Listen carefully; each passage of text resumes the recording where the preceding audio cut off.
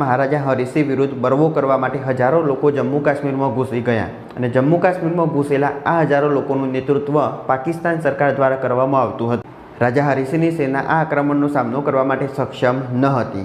તેથી 24 ઓક્ટોબરના દિવસે રાજા હરિસિંહ દ્વારા ભારત પાસે લશ્કરી સહાયની વિનંતી કરી, પણ ભારતે વળતા જવાબમાં જણાવ્યું કે જ્યાર સુધી એ સેના ભારતની અંદર હુમલો ના કરે અથવા તો જ્યારે તે જમ્મુ કાશ્મીર અને પાકિસ્તાનનો આપસી મામલો હોય ત્યાર સુધી ભારતીય સેના એમાં દખલ કરશે નહીં.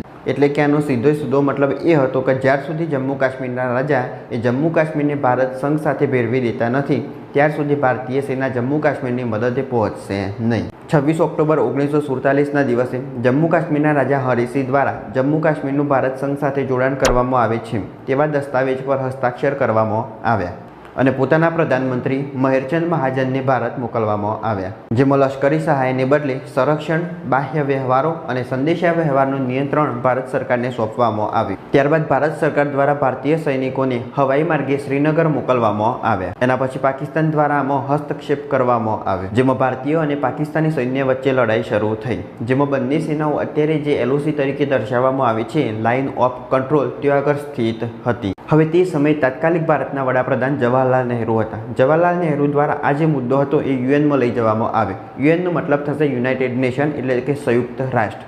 હવે આ જે આંતરરાષ્ટ્રીય સ્તરના મુદ્દા હોય તે યુએનમાં લઈ જવામાં આવશે, ત્યાં આગળ આનું નિરાકરણ લાવવામાં આવશે. પણ આ જે મુદ્દો યુએનમાં લઈ જવામાં આવ્યો પછી યુનાઇટેડ નેશન દ્વારા જાહેર કરવામાં આવ્યું કે બંને દેશની જો આગળ સેનાઓ છે ત્યાં આગળથી એક લાઇન પસાર કરવામાં આવશે અને એનું નામ LOC રાખવામાં આવશે. LOCનો મતલબ થશે લાઇન ઓફ કંટ્રોલ, એટલે બંને સેનાઓ લડતી જો આગળ પહોંચેલી હતી ત્યાં આગળથી એક નિશ્ચિત લાઇન પાર કરવામાં આવી. એની પાછળનો ભાગ રહેશે પાકિસ્તાનનો અને એની આ બાજુનો ભાગ રહેશે ભારત.